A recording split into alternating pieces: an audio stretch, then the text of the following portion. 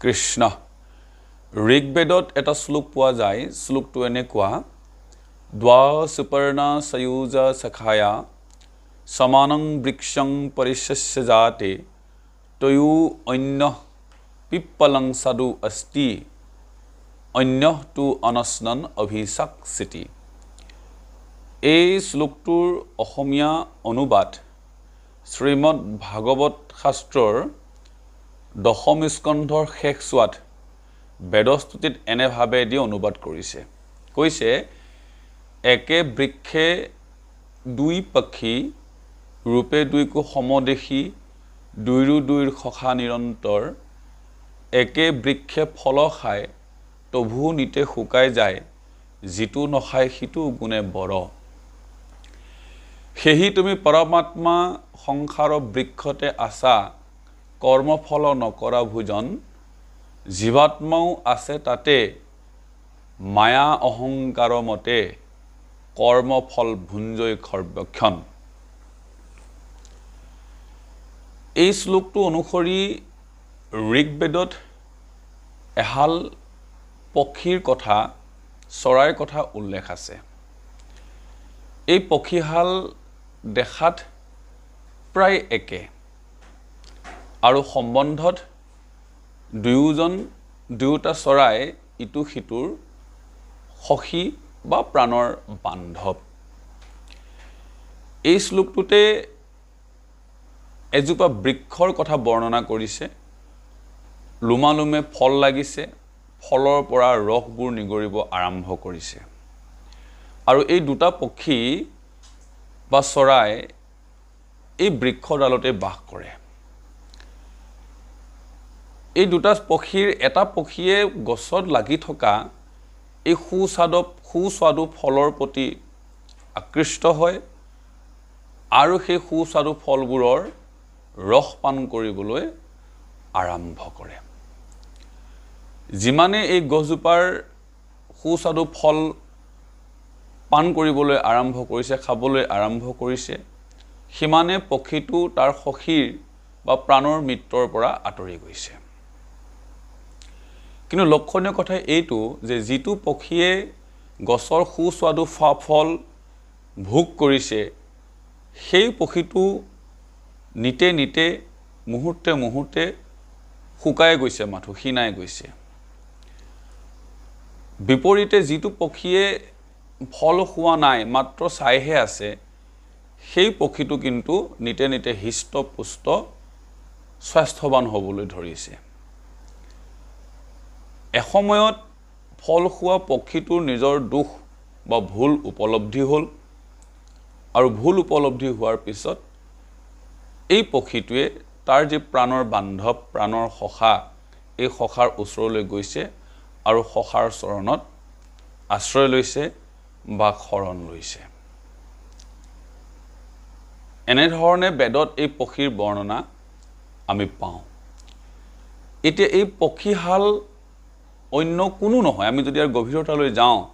তেতিয়াহ'লে গম পাম যে এই পক্ষীহাল আন কোনো নহয় আৰু এই বৃক্ষডালো আন কোনো নহয়। এই বৃক্ষডাল হৈছে আমাৰ দেহ বৃক্ষ আৰু এই দেহ বৃক্ষৰেই এটা স্থানত এই দুয়োটা পক্ষীয়ে বাস কৰে। এই দুয়োটা পক্ষী আন কোনো নহয়, এয়া হৈছে আমাৰ দেহতে থকা জীৱ আত্মা আৰু পৰমাত্মা। জীৱাত্মাই এই দেহ বৃক্ষত লগা কৰ্মৰূপী ফল তাক ভক্ষণ কৰে, ভোজন কৰে। কিন্তু ভোজন কৰা স্বত্তেও জীৱাত্মাৰ বিকাৰ আহে, অৰ্থাৎ ইয়াৰ পৰা তাৰ পৰিপুষ্টি সাধন নহয়, বিপৰীতে বিকাৰহে আহিছে বা ৰোগগ্ৰস্তহে হয়।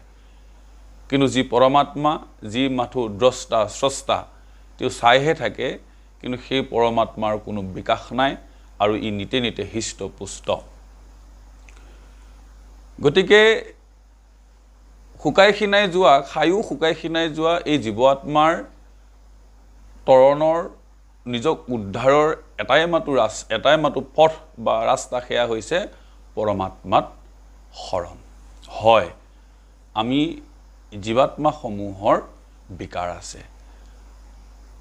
আমি জীৱাত্মাসমূহ নিতে নিতে তিনি তাপত আমি দগ্ধ হৈ পৰিছোঁ সংসাৰৰ ছয় ৰিপু আৰু ছয় উৰ্মিয়ে আমাক জৰ্জৰিত কৰে সংসাৰৰ এই তিনিটাপ ছয় ৰিপু আৰু ছয় উৰ্মিৰ পৰা জীৱই ৰক্ষা পোৱাৰ একমাত্ৰ উপায় হৈছে জীৱাত্মাৰ পৰমাত্মাত শৰণ হয় সংসাৰ তৰিব লগা হ'লে জীৱাত্মাই পৰমাত্মাত শৰণ ল'বই লাগিব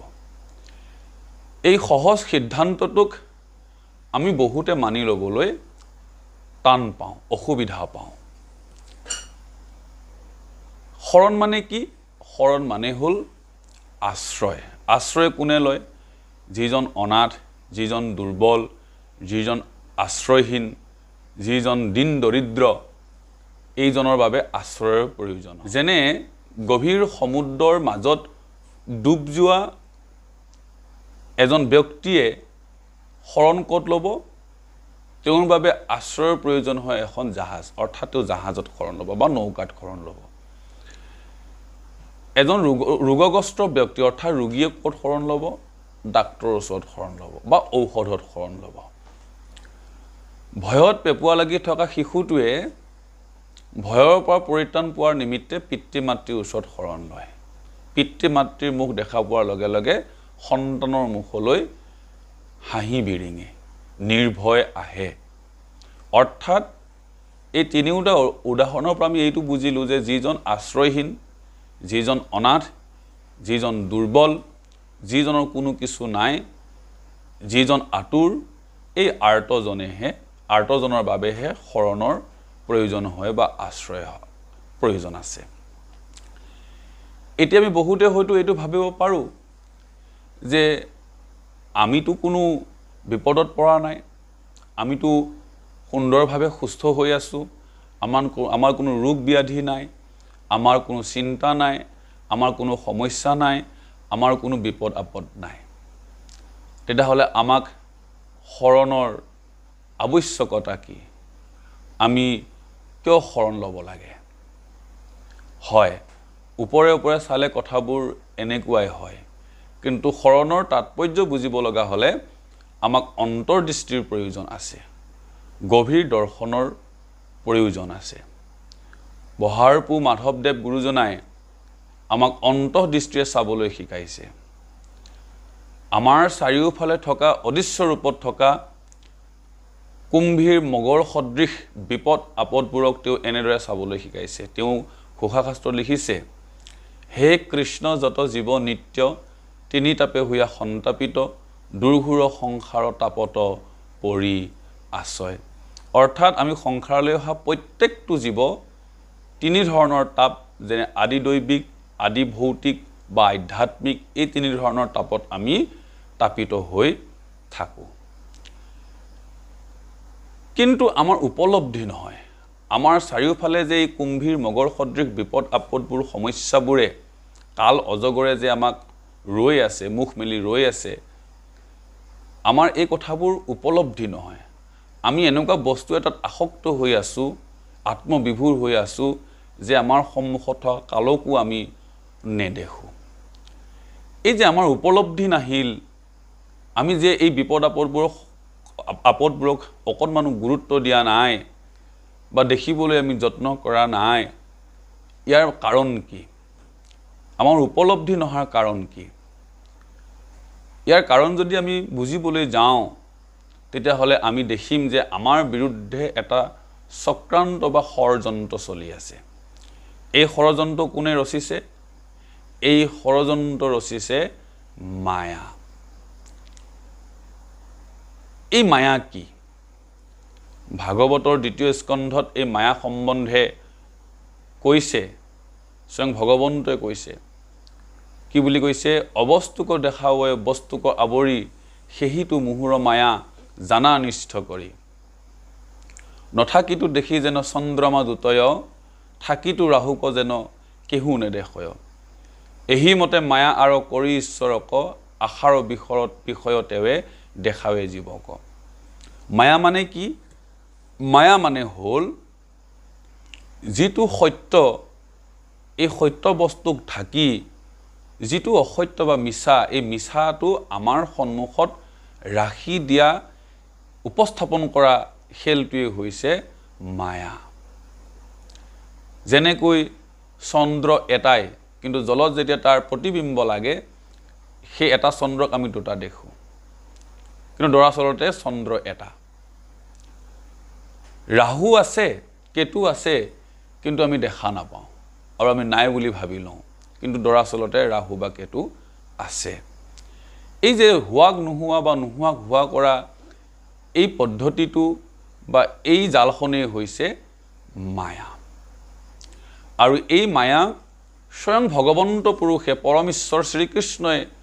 পৰিচালনা কৰি আছে। সেইকাৰণে এক বিষ্ণু মায়া বুলি কোৱা হয় বা হৰি মায়া বুলি কোৱা হয়। শ্ৰীমদ ভগৱত গীতাত পৰমেশ্বৰ শ্ৰীকৃষ্ণই নিজেই কৈছে, এই বুলি কৈছে, ঈশ্বৰ সৰ্বভূতানাং হৃদিস্য অৰ্জুন তিষ্ঠতি ভ্ৰাময়াম সৰ্বভূতানি যন্তৰোহানি মায়া। কৈছে যে হে অৰ্জুন, মই পৰমাত্মাই সমস্ত জীৱৰ হৃদয়ত বাস কৰোঁ আৰু জীৱসমূহক জড়শক্তি মায়াৰ দ্বাৰা নিৰ্মিত এটা যন্ত্ৰত বহুৱাই মোৰ নিজ ইচ্ছা অনুসৰি মই জীৱসমূহক ঘূৰাই লৈ ফুৰোঁ। এই যিটো ভগৱন্তই যিটো মায়াৰ দ্বাৰা আমাক পৰিচালিত কৰি আছে, এই মায়াত আমি নাচিছোঁ, হাঁহিছোঁ, মায়ে আমাক নচুৱাইছে, মায়ে আমাক কন্দুৱাইছে, মায়ে আমাক বগৰাইছে, আৰু যে কি কৰা নাই। এই মায়াৰ পাক চক্ৰত পৰি আমাৰ দৰে জীৱসমূহৰ বাৰ বাৰ সংসাৰ চক্ৰত দুখ সুখ পুঞ্জিবৰ কাৰণে আহিব লগা হয়। বিষ্ণুৰ দ্বাৰা পৰিচালিত এই মায়াক অতিক্ৰম কৰা বা মায়াক জয় কৰা বা মায়াৰ এই প্ৰভাৱৰ পৰা মুক্ত হোৱাৰ অন্য কোনো ৰাস্তা বা পথ বা উপায় নাই জানো? আছে। স্বয়ং ভগৱন্ত পৰমেশ্বৰ শ্ৰীকৃষ্ণই তেওঁৰ এই বিষ্ণু মায়াক বা হৰি মায়াক অতিক্ৰম কৰাৰ উপায় আমাৰ আগত ৰাখিছে। শ্ৰীমদ ভগৱত গীতাশাস্ত্ৰত স্বয়ং প্ৰভু ভগৱন্ত পুৰুষে কৈছে, মায়া তৰণৰ উপায় দি কৈছে, দৈবীহি এষা গুণময়ী মম মায়া দুৰত্যয়া মামে বজে প্ৰপদন্তে মায়াম এতাম তৰন্তিতে। কৈছে যে হে অৰ্জুন, মোৰ এই ত্ৰিগুণাত্মিকা অলৌকিকী মায়া শক্তিক জয় কৰা, অতিক্ৰম কৰা ইমান সহজ নহয়। কিন্তু যিটো জীৱই মোটেই একান্তভাৱে শৰণ লয়, মোৰেই শৰণাপন্ন হয়, মোৰ আশ্ৰয়লৈ আহে, তেওঁ এই অতি দুষ্কৰ মায়াকো অতি সহজতে জয় কৰিব পাৰে। এই কথাখিনিকে অত্যন্ত সহজভাৱে, সাৱলীলভাৱে, শ্ৰুতি মধুৰভাৱে বহাৰপু শ্ৰী শ্ৰী মাধৱদেৱ গুৰুজনাই ঘোষাশাস্ত্ৰত লিখিছে, কৈছে, হৰি পদসেৱা নকৰে নিমিত্তে মায়ায়ে বান্ধি ফুৰাই, তাৱত মায়াক নতৰে হৰিত শৰণ নলয় যাবে। অৰ্থাৎ জীৱই যেতিয়ালৈকে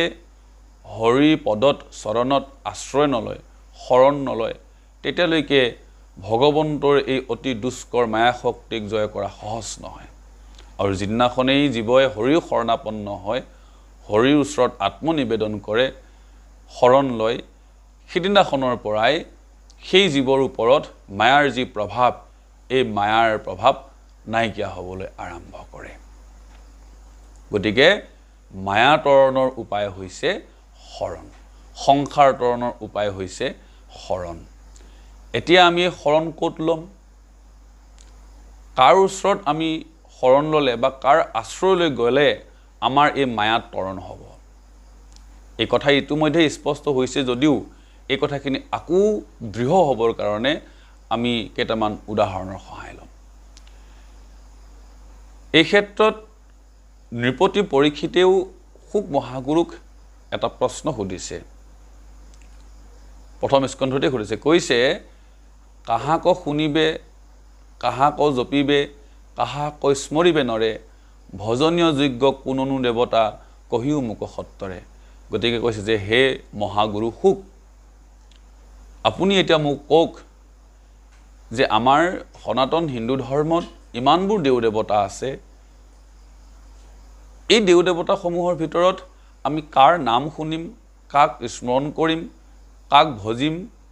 কাৰ নাম জপিম বা কাৰ ওচৰত আমি শৰণ ল'ম। এই একেটা প্ৰশ্নকে নাৰদে তেৰাৰ পিতৃপুৰুষ ব্ৰহ্মাদেৱৰ ওচৰত এই বুলি প্ৰশ্ন কৰিছে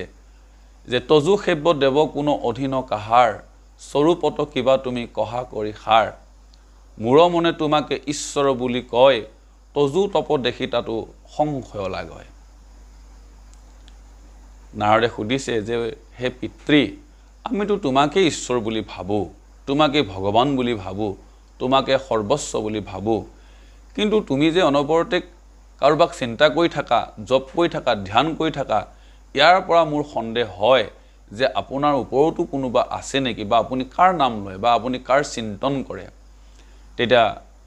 ব্ৰহ্মাই ইয়াৰ উত্তৰ দিছে, কৈছে কৃষ্ণৰে সেই আজ্ঞা মই ধৰিয়া শিৰত, নানামতে সজুইটো সমস্ত জগত, হৰিৰ অধীন হৈয়া হৰে সংহাৰন্ত, জগতকে ভগৱন্তে আপুনি পালন্ত, সেই কৃষ্ণ দেৱ মাত সেব্য জগতৰ, কৃষ্ণ বিনে ভজনীয় নাহি কিয় পৰ। গতিকে হে পুত্ৰ নাৰদ শুনা, ভগৱন্ত কৃষ্ণদেৱৰ আজ্ঞা শিৰোগত কৰিয়েই মই সমস্ত জগত সুন্দৰভাৱে সৃষ্টি কৰিছোঁ। সেইজন ভগৱন্ত পুৰুষৰে আজ্ঞা শিৰত লৈ হৰ অৰ্থাৎ শিৱই জগতক সংহাৰ কৰে, আৰু সেইজন প্ৰভু ভগৱন্ত পুৰুষে নিজেই আহি বিষ্ণু ৰূপত এই সমস্ত জগত পালন কৰে। সেই কৃষ্ণই হৈছে একমাত্ৰ শৰণ্য দেৱতা, সেই কৃষ্ণই হৈছে একমাত্ৰ ভজনীয় দেৱতা, তেওঁ বাহিৰে আৰু শৰণ্য বা ভজনীয় দেৱতা আন কোনো নাই বুলি ব্ৰহ্মাদেৱে দহাই দহাই পুত্ৰ নাৰদৰ আগত কৈছে। এই একেখিনি কথাকে আমি বৃত্তাসুৰ বধ আখ্যানত আমি পঢ়িবলৈ পাওঁ। বৃত্তাসুৰৰ লগত দেৱতাসকলে যুদ্ধত হাৰি ব্ৰহ্মাদেৱৰ ওচৰত উপায় বিচাৰিছে, আৰু ব্ৰহ্মাদেৱৰ পৰামৰ্শ অনুসৰি সকলো দেৱ দেৱতা শ্ৰীহৰিৰ ওচৰলৈ গৈছে, আৰু শ্ৰীহৰিৰ ওচৰলৈ গৈ দেৱতাসকলে প্ৰাৰ্থনা কৰিছে এই বুলি, হেনয় নিৰ্গুণ তুমি পৰম ঈশ্বৰ, মায়াৰ অধীন আমি দেৱতা অপৰ, তোমাকো এৰিয়া লয় আমাত শৰণ, তাৰ কদাচিতো নোহে সংসাৰ তৰণ, যেন কোনো জনে কুকুৰৰ লাঞ্জ ধৰি, যাইবাক ইচ্ছাই ঘূৰ সমুদ্ৰক তৰি, তাৰ কদাচিতো নোহে সমুদ্ৰ তৰণ, এহিমতে লৈয়া অনিশ্বৰত শৰণ। দেৱতাসকলে ভগৱন্তক শ্ৰীহৰিক এনেকৈ প্ৰাৰ্থনা কৰিছে যে প্ৰভু, তুমি মাত্ৰ কেৱল নিৰ্গুণ, তুমি মাত্ৰ কেৱল গুণাতীত মায়াতীত, আমি সকলোবোৰ দেৱতা মায়াৰ অধীন। যিটো জীৱই তুমিহে নিৰ্গুণ পুৰুষক, ত্ৰিগুণাতীত পুৰুষক এৰি আমাত শৰণ লয়, সেইজন পুৰুষে বা সেইটো জীৱৰ কেতিয়াও সংসাৰ তৰণ নহয়। এইটো এনেকুৱা বুলি কৈছে যেনেকৈ কোনো অবোধ ব্যক্তিয়ে, মূৰ্খ ব্যক্তিয়ে কুকুৰৰ নেজত ধৰি সাগৰ পাৰ হোৱাৰ এক অলৌকিক চিন্তা কৰা, কুকুৰৰ নেজত ধৰি পুখুৰী পাৰ হোৱা টান, আৰু সংসাৰ সাগৰ পাৰ হোৱাৰ যদি পৰিকল্পনা কৰে, তেতিয়াহ'লে সি এক ডাঙৰ মূৰ্খামি বুলি কৈছে। তেনেজন ব্যক্তিৰ কেতিয়াও সংসাৰ সাগৰ তৰণ নহয় বুলি কৈছে, আৰু কৈছে যে আমি আজি দেৱতাসকল এই সংসাৰ সাগৰত মজিছোঁ। গতিকে আপুনি আমাক আশ্ৰয়দাতা হৈ আপুনি আমাক ৰক্ষা নকৰিলে আমাৰ উপায় নাই, আমি সৰ্বতো প্ৰকাৰে তোমাৰ আশ্ৰয়লৈ আহিছোঁ। একেখিনি কথাতে ভাগৱতৰ অন্য ঠাইত কৈছে এনেকৈ, যি দেৱতক কৰে আশ, তাৰো আছে মৃত্যুৰ তাস, আনকো ৰাখিব কেনমতে। এতিয়া ব্ৰহ্মালৈকে সকলোৰে মৃত্যু আছে বা প্ৰলয় আছে, ব্ৰহ্মায়ো এই প্ৰলয়ৰ পৰা বাচিব নোৱাৰে, নিজক ৰক্ষা কৰিব নোৱাৰে। তেনে ক্ষেত্ৰত এই ক্ষুদ্ৰ দেৱতাসমূহে আমাক জীৱক কেনেকৈ ৰক্ষা কৰিব। গতিকে এই কেওটা উদাহৰণৰ পৰা আমি এটা সিদ্ধান্তলৈ আহিব পাৰোঁ, আৰু সেইটো হৈছে যে কৃষ্ণৰ বাহিৰে শৰণ্য দেৱতা, কৃষ্ণৰ বাহিৰে ভজনীয় দেৱতা এই সংসাৰত আৰু দ্বিতীয়জন নাই নাই নাই। সেই একেখিনি কথাকে আমি মুচুকুন্দ কৃষ্ণ স্তুতিত আমি পাওঁ। মুচুকুন্দ বুলি যিজন সূৰ্যবংশীয় ৰজা, তেওঁ এসময়ত দেৱতাসকলক ৰক্ষা কৰি স্বৰ্গত আছিল, আৰু যেতিয়া দেৱতাসকলে বহু দিনৰ পিছত নিজৰ ৰক্ষাৰ ব্যৱস্থা সুৰক্ষাৰ ব্যৱস্থা কৰিব পাৰিলে তেতিয়া দেৱতাসকলে মুচুকুন্দৰ সন্মুখলৈ আহি কৈছে যে মহাৰাজ আপুনি আমাক বহুত কৃপা কৰিলে আমি আপোনাৰ যে কৃপা এই কৃপাৰ ওচৰত আমি ঋণী হলো উপকাৰৰ ওচৰত আমি ঋণী হলো গতিকে এতিয়া আমি নিজৰ ৰক্ষা কৰিব পৰা হৈছো তথাপিও আপোনাৰ এই মহান উপকাৰৰ বিনিময়ত আমি কিবা দিব বিচাৰো আপুনি যি ইচ্ছা সেই বৰকে আপুনি বিচাৰিব পাৰে তেতিয়া মুচুকুন্দই ক'লে যে শুনা মইতো বৰ্তমান বৃদ্ধ আৰু মোৰো চাগে সংসাৰত জ্ঞাতি কুটুম্ব বুলি একোৱেই নোহোৱা হ'ল আৰু এই বয়সতনো মই আন কি বিচাৰিম গতিকে পাৰা যদি তোমালোকে মোক মুকুটিকে দিয়া তেতিয়া দেৱতাসকলে কৈছে এই বুলি কৈছে মুচুকুন্দক মুখ্য বেটিৰেকে লৈউক বৰ বিষ্ণুখে মুখৰ হুন্ত ঈশ্বৰ মুখ্য বেটিৰে কথা মুক্তিৰ বাহিৰে তোমাক যি লাগে হে মহাৰাজ তুমি বিচাৰা কিন্তু তুমি যে মুকুটিৰ কথা কলা এই মুকুটি দিবলৈ আমাৰ অধিকাৰ নাই আমি মুক্তি দিব নোৱাৰো তাৰ বাহিৰে তুমি যদি অন্য ধন সোণ ঐশ্বৰ্য বিভূতি অট্টালিকা অন্যান্য বিষয় সুখ লাগে আমি সমস্ত দিবলৈ সমৰ্থ কিন্তু মুক্তি বুলি যেটো সম্পদ আছে পৰমাৰ্থ আছে এটোক আমি দিবলৈ আমাৰ সেই যোগ্যতা আমাৰ নাই সেই সামৰ্থ্য আমাৰ নাই গতিকে তাৰ কথাখিনি গুৰু তাৰ পিছত কথাখিনি গুৰুসকলে জানে যে কেনেকৈ তেওঁ সুখেৰে নিদ্ৰা কৰাৰ বৰ মাগিলে এই কথাখিনি আমি পাওঁ অৰ্থাৎ যে অন্য দেৱতাসকলে অন্য ক্ষুদ্ৰ দেৱতাসকলে জীৱক উদ্ধাৰ কৰিব নোৱাৰে জীৱৰ যি সংসাৰ চক্ৰ এই সংসাৰ চক্ৰ নাশ কৰিব নোৱাৰে গতিকে এই হৈছে শৰণৰ তাৎপৰ্য যে আমি যদি কৃষ্ণৰ চৰণৰ শৰণ নলওঁ তেতিয়াহ'লে আমাৰ সংসাৰলৈ অহা যোৱা গমনাগমন এই প্ৰক্ৰিয়াটো অনিৰ্দিষ্ট সময়লৈকে চলি থাকিব সেইকাৰণে আমি কৃষ্ণৰ চৰণ একান্ত শৰণ লৈ আমি সংসাৰ চক্ৰ নাশ কৰিব লাগিব এতিয়া শৰণ এটা ডাঙৰ প্ৰক্ৰিয়া এক আধ্যাত্মিক যাত্ৰা অতি গুৰুত্বপূৰ্ণ যাত্ৰা এই যাত্ৰা কেনেকুৱা হ'ব আমি ভালকৈ জানি বুজি ল'ব লাগিব সেইকাৰণে কোৱা হৈছে যে এই আধ্যাত্মিক যাত্ৰা আমি পথিক হ'বলৈ যাওঁতে প্ৰথমতে আমাক প্ৰয়োজন হ'ব এজন আধ্যাত্মিক গুৰু আধ্যাত্মিক গুৰুৰ উপদেশ অবিহনে আমি আমাৰ এই যি যাত্ৰা এই যাত্ৰা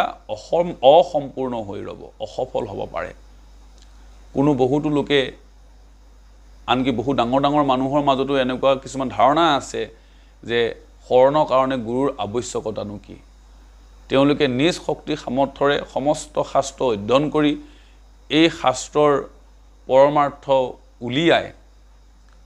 নিজে হৰিত ভজনা কৰিব বিচাৰে অৰ্থাৎ গুৰুৰ আশ্ৰয়লৈ যাব নিবিচাৰে কলিযুগত এইটো তেওঁলোকৰ একমাত্ৰ এটা অভিমান অহংকাৰ কিয়নো কলিযুগত এনেভাৱে জ্ঞানৰ চৰ্চা কৰি নিজক মুক্ত কৰা সম্ভৱ নহয় সেইকাৰণে বহাৰপু মাধৱদেৱ গুৰুজনাই ঘোষাত স্পষ্টভাৱে লিখিছে কৈছে অজ্ঞান আন্ধাৰে পৰিয়া জীৱৰ জ্ঞানপন্থ ভৈল নাশ নাম অঞ্জনীয়া বিনে আনমতে নপাৱে হৰিৰ পাশ অৰ্থাৎ কলিযুগৰ এই অজ্ঞান আন্ধাৰত জীৱৰ সমস্ত জ্ঞান অভ্যাস নাশ হয় ব্যৰ্থ হয় বুলি কৈছে যে এনেহেন কলিযুগত জ্ঞান অভ্যাসৰ জৰিয়তে কোনো জীৱই নিজক মুক্ত কৰাটো ইমান সহজ সাধ্য নহয় বুলি কৈছে তে ইয়াৰ উপায় কি হ'ব নাম অঞ্জনীয়া মানে হ'ল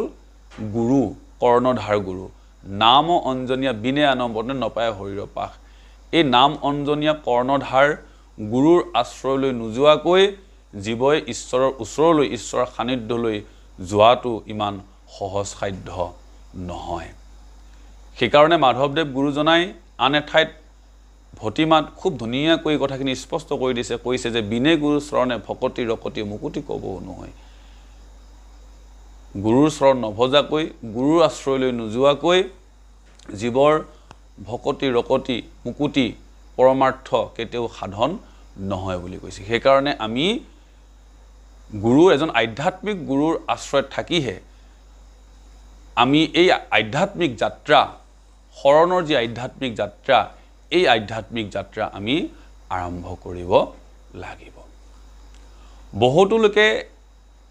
এনেকেও এটা ধাৰণা লয় যে শৰণ ললেহে ভকতি কৰিব পাৰি নেকি শৰণ নোলোৱাকৈতো আমি ভকতি কৰিব পাৰোঁ শৰণ নোলোৱাকৈতো আমি ঈশ্বৰৰ অৰ্চনা কৰিব পাৰোঁ ঈশ্বৰ চিন্তন কৰিব পাৰোঁ আমি কম এই ধাৰণাটো এটা ভ্ৰান্ত ধাৰণা শাস্ত্ৰই কৈছে কি বুলি কৈছে ভকতিৰ বীজ শৰণেখে নিজ প্ৰেমানন্দ তাৰ ফল শৰণ বিনাই ভকতি কৰে যেন এৱা ঘটৰ জল কৈছে যে ভকতিৰ বীজ বা কঠীয়া হৈছে শৰণ অৰ্থাৎ শৰণৰ অবিহনে ভকতিৰ যি বীজ বা কঠীয়া আমাৰ হৃদয়ত অংকুৰণ নহয় গজালি নেমেলে গতিকে হৃদয়ত ভক্তি বৃক্ষডাল লহপহকৈ বাঢ়িব লগা হ'লে আমি এজন আধ্যাত্মিক গুৰুৰ ওচৰলৈ গৈ আমি শৰণ ল'বই লাগিব শৰণ বিনাই ভকতি কৰে যেন এৱা ঘটৰ জল শৰণ নোলোৱাকৈ ভকতি কৰিবলৈ সাহ কৰাটো কেনেকুৱা হ'ব বুলি কৈছে এৱা পাত্ৰত কেঁচা কলহত পানী ৰখাৰ নিচিনা হ'ব সেইকাৰণে কৈছে শৰণ নলৈলে জানা জীৱনৰ নিষ্ফল স্ৰৱে যেন এৱা ঘটৰ জল শৰণ নললে জীৱনটো মানৱ জীৱন বিফল বা নিষ্ফল কেনেকুৱা বুলি কৈছে যেন এৱা ঘটৰ জল যেনেকৈ এৱা ঘটত পানী ৰাখিলে সেই পানীত কেতিয়াও নাথাকে সি স্ৰবি যায় লাহে লাহে নাইকিয়া হৈ যায় ঠিক তেনেকৈ শৰণ নোলোৱাকৈ ভকতি কৰিম বুলি চিন্তা কৰাটো তেনেকুৱা বুলি কৈছে অত্যন্ত কঠিন বা অত্যন্ত টান বা অসম্ভৱ সেইকাৰণে আমাৰ এই মানৱ জীৱন সফল কৰিবলৈ হ'লে শৰণ আৱশ্যক আমি শৰণ ল'বই লাগিব কৃষ্ণৰ শৰণত কৃষ্ণৰ আশ্ৰয় লৈ আমি যাবই লাগিব শৰণ মানেই হ'ল জীৱন সামফল এই কথাখিনি এই আহ্বানটো অত্যন্ত সুৱলাভাৱে সাৱলীলভাৱে এই আহ্বান জগতবাসীলৈ কৰিছে মাধৱদেৱ গুৰুজনে এনেকৈ কৈছে হৰি চৰণত শৰণ লৈলো এ হৰি নাৰায়ণ মানৱী জনম সামফল কৰিলো এ হৰি নাৰায়ণ ৰামৰ চৰণে শৰণ লৈলো মানৱী জনম সামফল কৰিলো অৰ্থাৎ এই মানৱ জন্ম ধন্য আৰু এই মানৱ জনম সম্ফল কৰিব লগা হ'লে আমি হৰিৰ চৰণত শৰণ ল'বই লাগিব কি বুলি শৰণ ল'ব লাগিব যে হে প্ৰভু এই দেহ ৰথখনৰ মই নিজেই সাৰথি হ'লে এই দেহ ৰথখন খালে বামে যায় য'ত ত'ত ফচি যায় নানা ধৰণৰ দুখ কষ্ট ভোগ কৰিব লগা হয় জ্বলা যন্ত্ৰণা ভোগ কৰিব লগা হয় সেয়েহে হে প্ৰভু এই দেহ ৰথখনৰ প্ৰকৃত সাৰথি আপোনাক আমি নিয়োগ কৰিছোঁ এই দেহ ৰথখন আপুনি জলৈকে নিয়ে যি কৰায় যি দেখুৱায় আমি তাকেই কৰিবলৈ আমি বদ্ধপৰিকৰ কৰিছে বচনং তব অৰ্থাৎ তুমি যি কৰোৱা তুমি যি কৰা তাকে আমি কৰিম সেয়ে আমাৰ আদেশ হ'ব বুলি আমি কৃষ্ণৰ চৰণত সৰ্বতোপ্ৰকাৰে আমি শৰণ ল'ব লাগিব শৰণ আমি কেনেকৈ ল'ব লাগিব শৰণ লোৱাৰ পিছত আমাৰ ধাৰণা কেনেকুৱা হ'ব লাগিব আমাৰ মতি আমাৰ বুদ্ধি কেনেকুৱা হ'ব লাগিব এনেকুৱা হ'ব লাগিব কেনেকুৱা যেন গৰু পৰত বিকিলে যিটো জন পালন পোষণ চিন্তা নকৰে সিজন এহি মতে মুত অৰ্পি দেহাদি সমস্ত ৰৈল যিটো জন হৈয়া নিশ্চিন্ত মনত শৰণীয়া ব্যক্তিজনৰ মনোভাৱ কেনেকুৱা হ'ব লাগিব ধৰক মোৰ এজনী গাই আছিল আৰু এই গাইজনী মই এজন বেপাৰীক